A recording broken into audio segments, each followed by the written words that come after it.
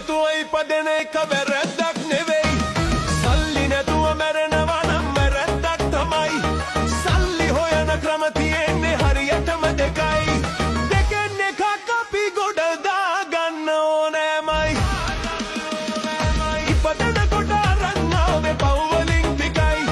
යන දවසට අරන් යන්නේ කරපු පව් ටිකයි.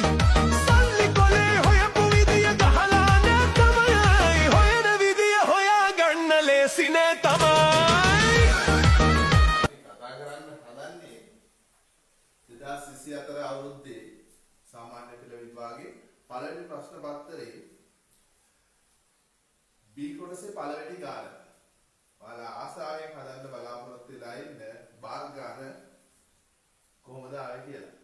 ඉතින් මේ ගාන කියවද්දී ඔයාලට පේනවා දැන් මම ගාන උඩින්ම ලියලා තියෙනවා. ඒ වගේම අනිත් කොටස් ටික මම මුලින්ම බෝඩ් එකේ පොඩ්ඩක් ප්‍රශ්න ටික ලියාගත්තා. මොකද පිට මේ ටිකේ ස්පේස් එක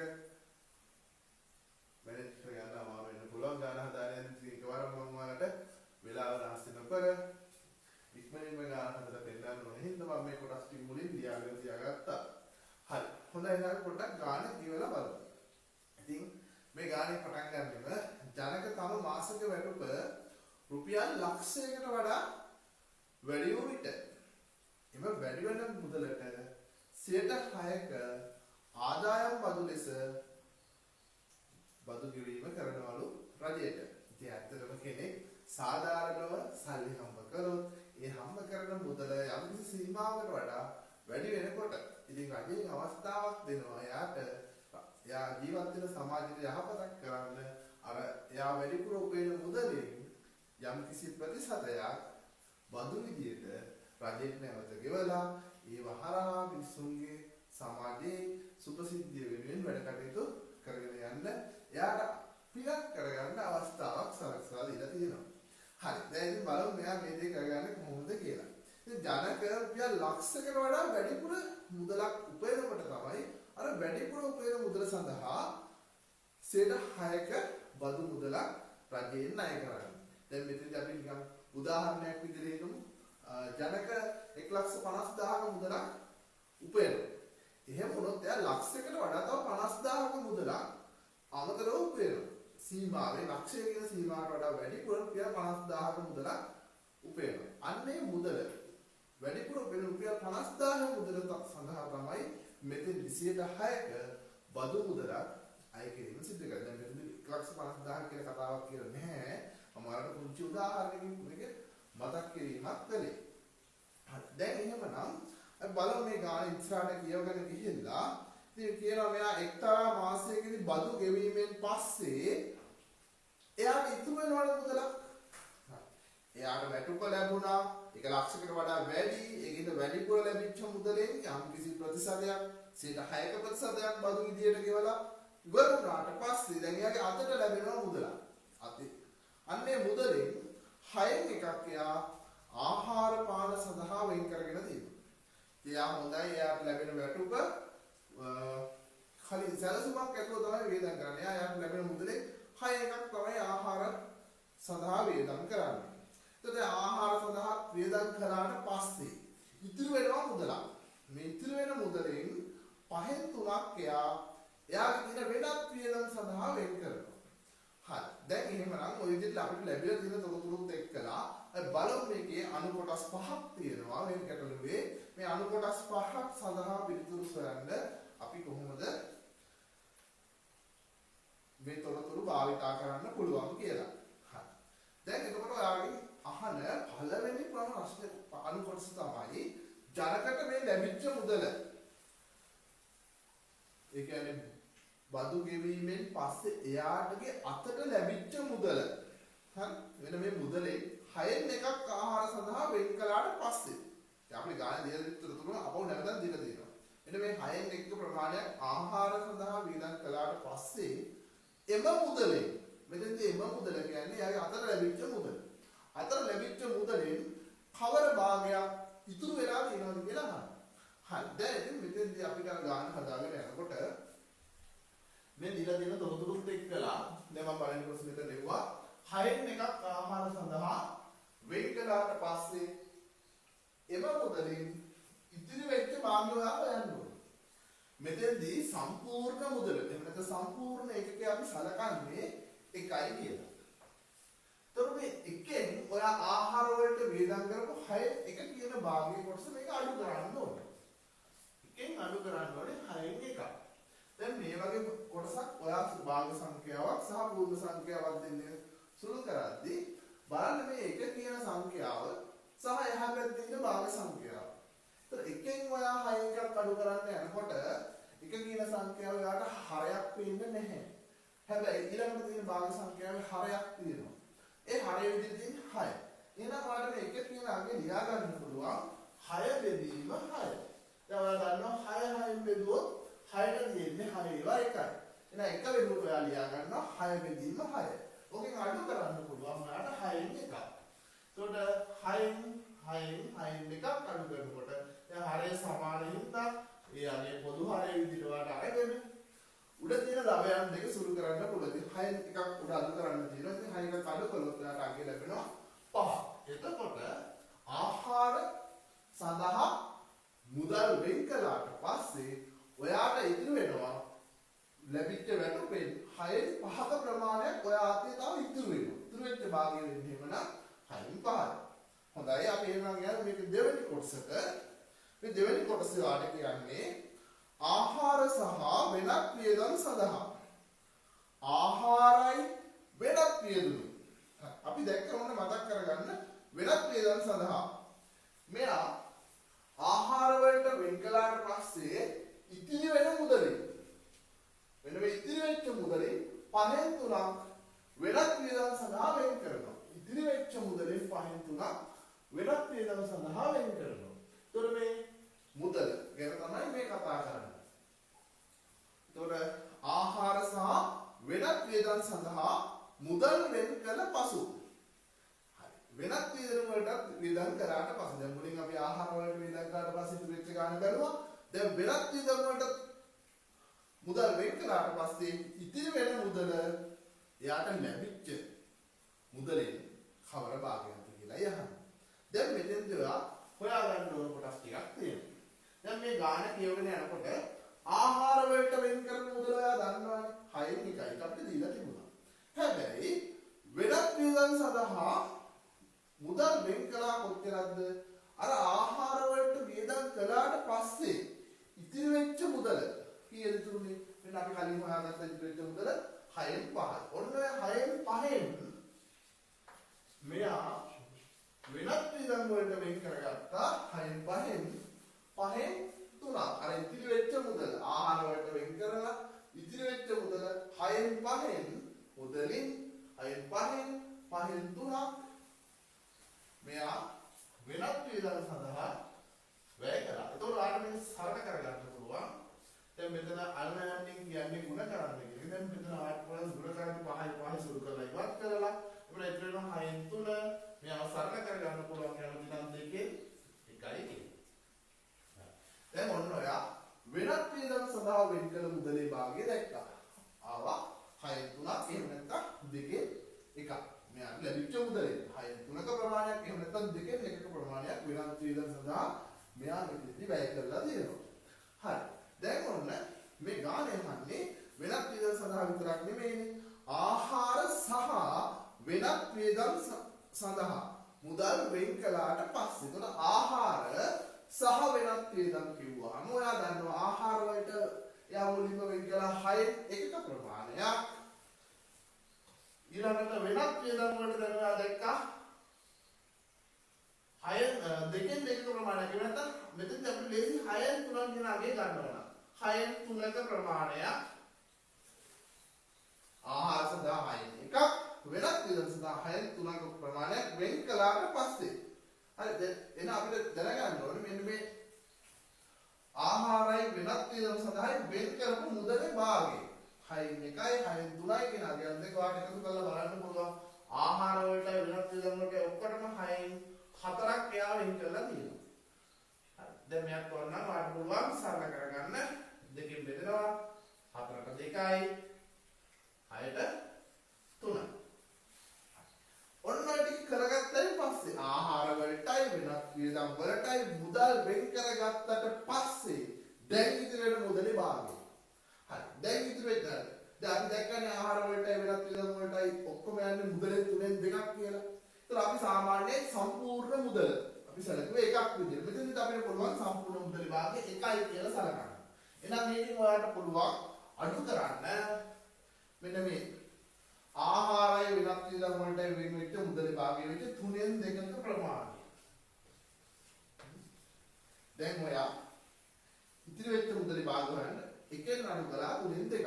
දැන් අපි කලින් මෙතනදී 1 කියලා හම්බුනාම එහා පැත්තේ ආගේ භාග සංඛ්‍යාවේ 6 විදිහට 6 දෙමිච්ච හින්දා අපි 6න් 6යි කියලා ලියාගත්තා.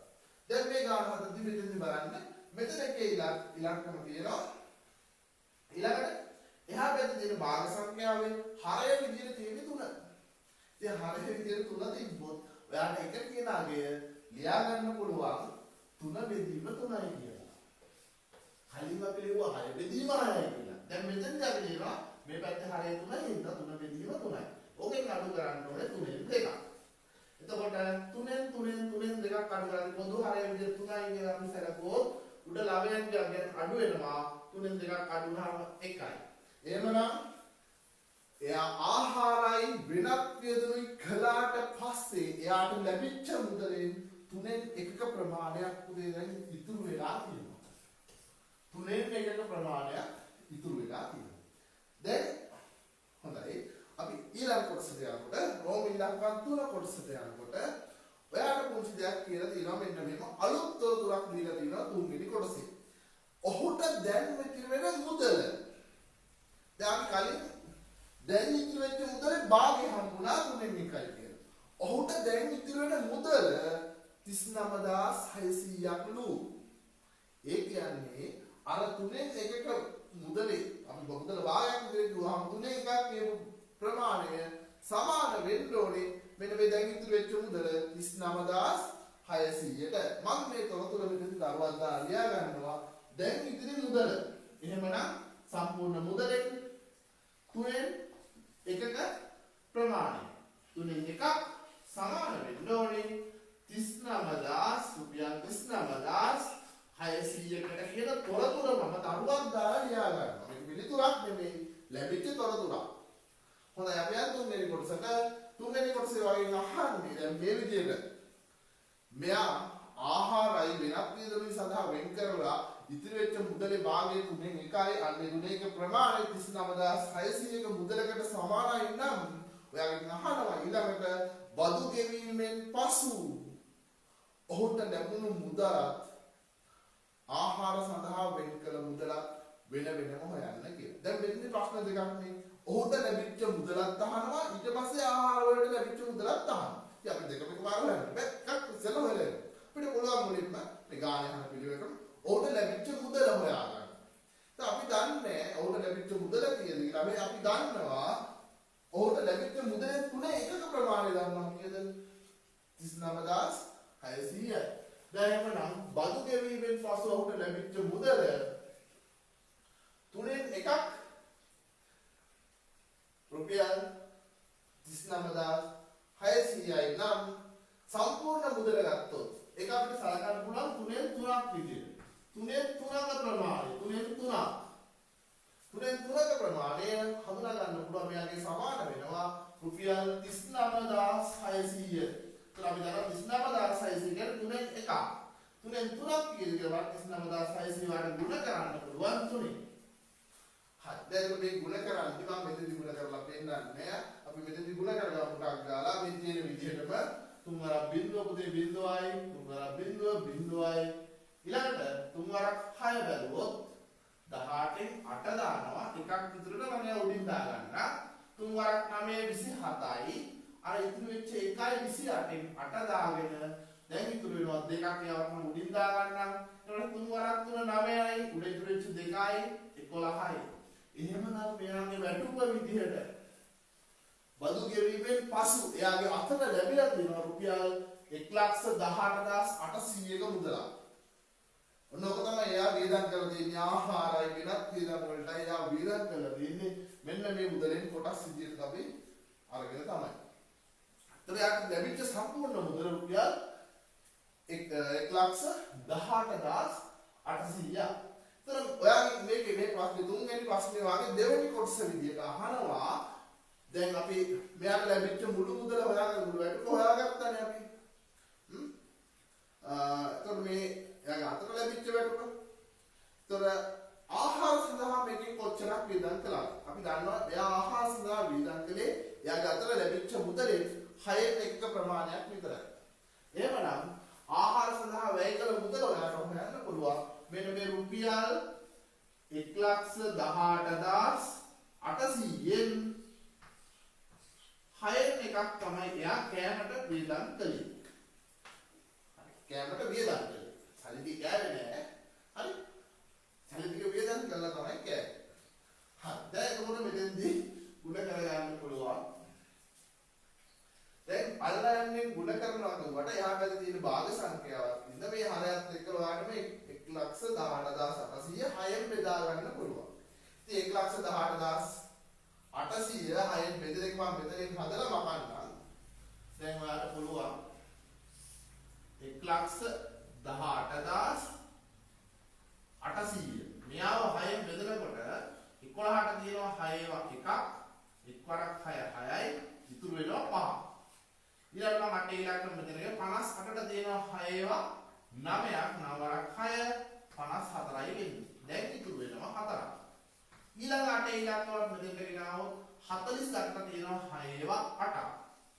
6 වරක් 8 48යි. දැන් ඉතුරු වෙන්නේ නැහැ. හැබැයි එහා පැත්තේ බිඳුවක් තියෙනවා. ඒ බිඳුවට 6 බිඳුවයි. ඊළඟ බිඳුවක් බැලුවොත් ඒ බිඳුවට 6 බිඳුවයි. එහෙමනම් ආහාර සඳහා වැය කළ මුදල විදිහට අපිට ලැබෙනවා රුපියල් 19,800ක්. දැන් මම මේ බෙදීම කරපු කොටස මෙතනින් ඉවත් කරනවා. ගැටලුව අපිට ඉස්සරහට හදාන්න යද්දී නැත්තම් බෝඩ් එකේ ඉලක්ක පොඩි මඩිපාඩුවක් වෙන්න පුළුවන්. මෙතන මේ කොටස මෙතේ දැන් මම ඉවත් කරගන්න ඔයාලට බෙදීම අපි වෙන පාඩමකින් කතා කරමු. දැන් මෙතෙන් භාග සංඛ්‍යා සුළු කිරීම තමයි කතා කරන්නේ. භාග පාඩමේ ගැටලුව හින්දා. හොඳයි. අපි යන හතරවෙනි කොටසට ඔන්න මෙතෙන්දි විශේෂ දෙයක් කියනවා. බදු ගෙවීමට පෙර ඔහුගේ වැටුප කීයද කියලානේ අහන්නේ. හරි? බදු ගෙවීමට පෙර ඔහුගේ වැටුප කීයද කියලා අහන්නේ. දැන් මෙතෙන්දි ඔයාලට මතක් වෙන්න ඕනේ යාට වැටුප කීයක් හම්බුණත් ඒකෙන් පළවෙනි ලක්ෂ්‍ය සඳහා බදු අය කිරීම කලේ නැහැ. බදු අය කලේ ඊට වඩා වැඩිපුර ලැබිච්ච මුදල සඳහා. ඒතර පළවෙනි ලක්ෂ්‍යය බදු වලින් නිදහස් කියන එක ඔයාලට මතක් වෙන්න ඕනේ. ගාන හදත් මතක් වෙන්න ඕනේ. හින්දා ඒක මම හරුවක් දාන්න මෙතන ලියුවා. රුපියල් ලක්ෂයක් බදු වලින් නිදහස් වෙලා තමයි තිබිලා තියෙන්නේ. ඉතින් බදු ගෙවීමට පෙර ඔහුගේ වැටුප කීයද කියලා හතරවෙනි කොටසින් ඔයාගෙන් අහන්නේ. එහෙමනම් දැන් ඔයාට මෙතෙන්දී ප්‍රකාශනයක් ගොඩනගා ගන්න පුළුවන්. බදු අය කළ මුදලින් ඉතිරි වෙච්ච මුදල ඉස්සර වෙලා හොයාගත්තොත් ඉතින් බදු අය කළාට පස්සේ ඉතිරි වෙච්ච මුදල බදු අය කළ මුදලින් ඉතිරි වෙච්ච මුදල දැන් මෙතෙන්දී මෙයාගේ බදු අය කළේ කීය වුණත් එයාට වැටුප විදියට අතට හම්බෙලා තියෙනවා 1,18,800ක් කියලා අපි දැක්කා මෙතෙන්දී. එන්න මෙතෙන්දී. දැන් මේකෙදි මෙයාගේ පළවෙනි ලක්ෂ්‍ය බදු අය කිරීමේ නිදහස් වෙන මම මේ වැටුපේ ලක්ෂයක මුදලක් මෙතනින් ඉවත් කරනවා. 1 ලක්ෂයක් අයින් කරලා දානවා. දැන් එතකොට බදු අය කරන මුදලින් ඉතිරි වෙච්ච මුදල විදිහට වාට පේනවා 18,800ක් ඉතුරු වෙලා තියෙනවා. ඒ කියන්නේ බදු අය කරන්න තෝරාගත්ත මුදලින් 6ක් බදු අය කළාට පස්සේ රුපියල් 18,800ක මුදලක් ඉතුරු වෙලා තියෙනවා. ඒකට දාන්නේ අනිවාර්යෙන් කරන්න ඕනේ. ඒක අමතක කරගන්න එපා. එතකොට දැන් ඔයාගෙන් අහන්නේ බදු අය කරගත්ත මුදල මෙන්න මෙතෙන්දී වාට පොඩි සම්බන්ධතාවයක් දකින්න වෙනවා. දැන් අපි මුලින් තියෙන ලක්ෂ්‍ය ඒක අපි අයින් කරානේ. දැන් මෙයාගෙන් බදු අය කරලා ඊට පස්සේ ඉතුරු වෙලා තියෙනවා 18,800ක්.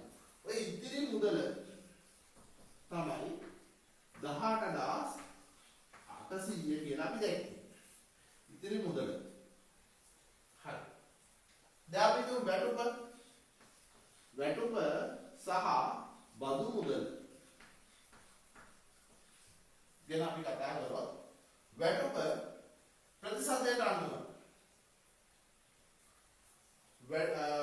රුපියල් ලක්ෂයකට වඩා වැඩි වුණාම මෙන්න මේ වැඩි වෙන මුදල සඳහා 100කට 6ක් රුපියල් 100ක් සඳහා රුපියල් 6ක් බදු අය කරනවා කියලා තියෙනවා. දැන් අපි හිතමු මෙතන වැටුපෙන් වැඩිපුර ලැබෙන මුදල රුපියල් 100යි නම් බදු මුදල 6ක් අය කරනවා. ඒතර ඉතිරි වෙන මුදල 94ක්. 100ක් ඔයාට වැටුපෙන් වැඩිපුර ලැබිලා තිබ්බනම් ලක්ෂයකට වඩා 106ක් බදු අය කළාට පස්සේ 94ක් ඔයා ගාව ඉතුරු වෙනවා. හැබැයි වාට ඉතුරු වෙච්ච මුදල දීලා තියෙනවා 18800යි කියලා. දැන් මෙතනදී ඔයාලා හොයාගන්න ඕනේ මේ 18800ක් ඉතුරු වෙන්න වැටුප කීයක් වුණාද කියලා ගේ හොයාගන්න ඕනේ. එතකොට අපිට බදු මුදල කියන කොටස නම් මෙතන ඉවත් කරන්න ඔයාලට පැහැදිලිව වෙන්න ඕනේ හින්දා. දැන් අපිට මෙතනදී මේ කොටස ඉවත් කරගෙන දැන් මේ සම්බන්ධතාවය අපිට බලන්න පුළුවන්. වැටුප 100ක් වුණොත් රුපියල් 94ක් ඉතුරු වෙනවා. එතකොට ඉතිරි වෙච්ච මුදල 18800ක් වෙලා තියෙන්නේ වැටුප කීයක් වුණාද කියලායි හොයාගන්න ඕනේ. හරි. දැන් එහෙමනම් ඔයාලට මේක ලියා ගන්න පුළුවන්. බදු අය කළ මුදල නැත්නම් බදු අය කළ මුදල් ප්‍රමාණය මෙතනදී ඔයාලට හොයාගන්න පුළුවන්. සම්පූර්ණ වැටුප නෙමෙයි බදු අය කරපු වැටුප කරනවා. හරි. බදු අය කළ වැටුප විදිහට මෙතනදී අපි සලකනවා. හරි. සම්පූර්ණ වැටුප. ඔයද ලක්ෂයක් තමයි ඉතුරු වෙන්නේ. එකතු වෙන්න ඕනේ ඔය ලැබෙන ආගෙට. හරි. බදු අය කළ මුදල හොයාගන්න පුළුවන්. එහෙමනම් බදු අය කළ මුදල ඔයාලට අපි දන්නවා අගයක් මෙතනදී 100යි කියලා අගයක්. බදු අය කළ මුදල 100ක් වෙන්නේ කීයක් ඉතුරු වුණොත්ද? එතකොට දැන් මේ 100ක් වෙලා තියෙන්නේ 94ක් ඉතුරු වුණා. ඊට පස්සේ 100 බෙදනවා 94යි. එතකොට මේක ඔයාලට ගෙව ගන්න පුළුවන් 94කට බදු අය කළ මුදල වෙලා තියෙන්නේ 100යි. එතකොට ඔයාලට බලන්න පුළුවන් ගුණ කරලා රුපියල් 18800ක් බදු අය කළේ බදු අය කළාට පස්සේ ඉතුරු වුණා නම් බදු අය කරපු මුදල කීයද කියලා. හරි. ඉතින් කොට පැහැදිලි වුණා නම් මම නැවත ඔයාලට කියන්නම්. මෙතෙන්දී බදු අය කරපු මුදල රුපියල් 100යි. ඒ කියන්නේ එයාට ඉතුරු වෙන මුදල ඒ අවස්ථාවේදී 94. එතකොට ඔයාට 18800ක් ඉතුරු වුණා නම් බදු අය කළ මුදල හොයන්න ප්‍රකාශ කළ විදිහට ගොඩ කිරීමක් සහිතව ලියා ගන්න පුළුවන්. හරි. දැන් ඔයාලට පුළුවන් මේ අගයන් සුළු කරගන්න. දැන් 94යි 188යි වැළුව. 188 කියන අගයට 94 ඒවා තියෙනවා දෙකක්. 94ට තියෙන 94 ඒවා එකයි. 188 කියන්නේ 94 වරක් දෙක. දැන් බලන්න දෙවරක් 4 8යි දෙවරක් 9 18යි. කියන්නේ 188 94 ඒවා දෙකක් තියෙනවා. බිඳුවට 94 ඒවා බිඳුවයි. බිඳුවට 94 ඒවා බිඳුවයි. එහෙමනම් 18800 කියන එක ගත්තොත් 94 ඒවා 200ක් තිබිලා තියෙනවා යාට. දැන් බදු අය කළ මුදල වාර හොයාගන්න පුළුවන්. මෙන්න මේ 200 ගුණ කරන්න ඕනේ 100. 200 100 ගුණ කරනකොට ඔයාලට පුළුවන් දැන් මෙතන බිඳුව 4ක් තියෙනවා. බිඳුව 4 දාගන්නවා. දෙවරක් 1. ඒ කියන්නේ රුපියල් 20000ක් බදු සඳහා තමයි බදු අය කිරීම කරලා තියෙන්නේ. හරි. දැන් රුපියල් 20000ක් සඳහා බදු අය කළාට බදු ගෙවන්න පෙර යාලේ වැටුපක් තියෙන්නේ නේ. ඒතර ඒ වැටුප වෙන්නේ අර එක මුලින් බදු වලින් නිදහස් වෙච්ච ලක්ෂයත් එක්ක තමයි වැටුප අපිට අඳුනා ගන්න පුළුවන් වෙන්නේ. දැන් මෙතෙන් ගන්න පුළුවන් මෙන්න මේ ලක්ෂය මේ 20000ට එකතු කරගන්න. එතන බදු ගෙවීමට පෙර යාලේ විච්ච වැටුප හොයා ගන්න පුළුවන්.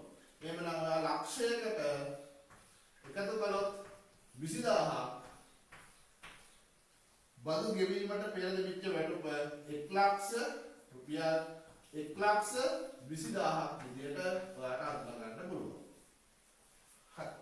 දැන් ඒක ඔයා හතරවෙනි කොටසට උත්තරේ හොයාගත්තා. ඊට 5. දැන් කොටස් ගොඩයි නේද? ගාන ලොකුයි.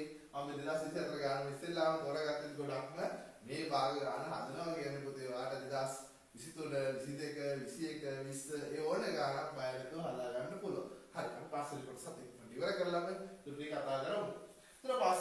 අහන්නේ බදු අය නොකරන්නේ නම් බදු අය කරන්නේ නැත්නම් ආහාර සඳහා වැය කළ මුදලේ ප්‍රතිශතය කීයද කියලා. දැන් ඔයා දන්නවා ආහාර සඳහා වැය කළ මුදලක් රුපියල් 19800. එහෙමනම් බදු අය කරන්නේ නැත්නම් මේ 1,20,000ක් ඔයා හොයාගන්න සම්පූර්ණ වැටුපෙන් 19800ක් ආහාර සඳහා වැය කරලා තියෙනවා කියන්නේ. එතකොට මෙයා ප්‍රතිශතයක් විදිහට දක්වද්දී ඔයාලට පුළුවන් 1,20,000න් 19800ක් ආහාර සඳහා වැය කළා නම් ඒක 100ට කොච්චරද කියලා බලන්න ප්‍රතිශතයක් විදිහට දක්වන්න 100න් ගුණ කරන්න පුළුවන්. හරි දැන් මේ ගුණ කරද්දී ඔයාලට පේනවා උඩක් තියෙනවා 0.4ක් ඉරෙන් පල්ලෙහාක් තියෙනවා 0.4ක්. එතන මේ 0.4ක 0.4 සුළු වෙලා ඉවත් කරගන්න පුළුවන්. ඔය විදිහට දැන් 190ට 12න් බෙදන්න තියෙන්නේ ඒක අහිංසක ගානක්. පුතේ 190ට බැලුවොත් 12න් බෙදද්දී 19ට 12 එකක් තියෙනවා. එක්වරක් 12 12 ඉතුරු වෙනවා 7ක්. ඊළඟට 78ට තියෙනවා 12 ඒවා 6ක්. 72යි ඉතුරු වෙනවා 6ක්.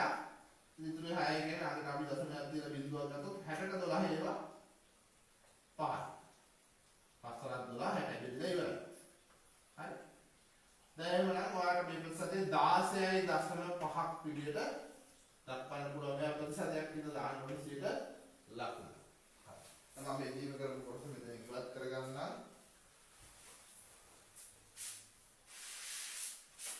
සහ මේ කොටස ගන්න අපි කඩුවේ කොළවල තමයි තියෙන්නේ. ගාන පිළිතුරු විදිහට මේ අගයන් ටික අඳුර ගන්න පුළුවන්. හරි අපි මුලින් ඉඳන් බලමු පොඩ්ඩක් ගාන එක සැරයක් ඉක්මනින්. දැන් අපිට ලැබිච්ච අගයන් ගැන මුලින්ම අපෙන් අහලා තිබුණා ජනක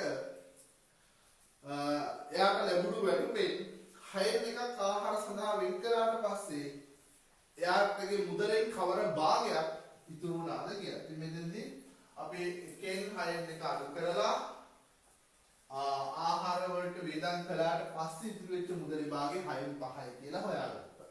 ඊළඟට රෝම ඉලක්කම් දෙකේ ඔයාගෙන් ප්‍රශ්න කිහිපයක් එකවර අහලා තිබුණා. ආහාර සහ වෙනත් වේදන් සඳහා මුදල් වැය කළාට පස්සේ ජනකට ඉතිරි වන්නේ මුදලෙන් කවර භාගයක්ද කියලා. ඉතින් මෙයාට මේ ප්‍රශ්නට උත්තර ලියන්න ඔයාට මුලින්ම වේදන් කරපු මුදල හොයාගන්න උනා. මෙයා වෙනත් වේදන් සඳහා දරවා කලේ අර ඉතිරි වෙච්ච 6න් 5න් 3ක් කොච්චරද කියලා බලුවා. උතර යගේ ආවා 6න් 3ක් එහෙම නැත්නම් දෙකෙන් එකක් විදිහට.